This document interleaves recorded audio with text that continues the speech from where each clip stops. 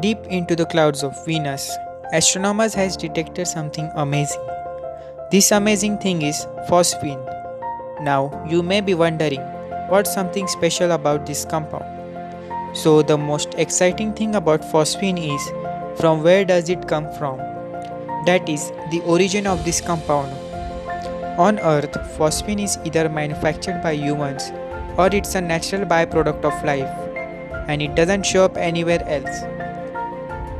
Few days ago, astronomers were successful in discovering this compound into the clouds of Venus, where the temperature conditions are very similar to the Earth. So, let us know how it started.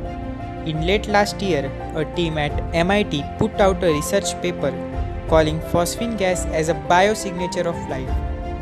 This means that phosphine could be a sign of alien life on other planets.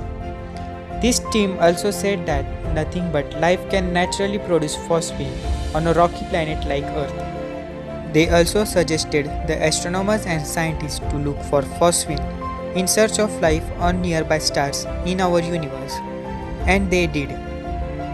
This year, an international team and with some researchers at MIT started looking for phosphine on our neighboring planet, that is, into the clouds of Venus.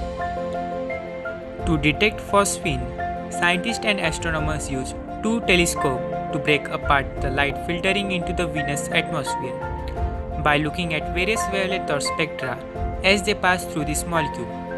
And by doing some research, scientists confirmed the presence of phosphine into the clouds of Venus.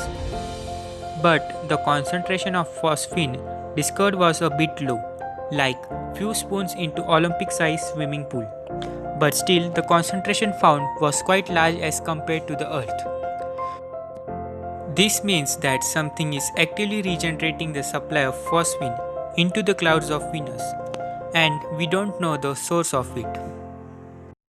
But still, after the discovery of phosphine on Venusian clouds, the life there may not be so easy because Venus have very harsh conditions for life to survive there.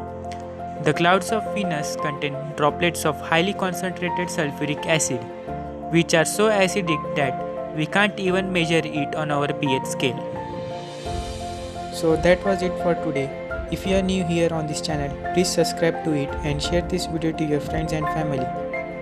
Also, let us know what do you think if life is present on Venus or not. Comment down below.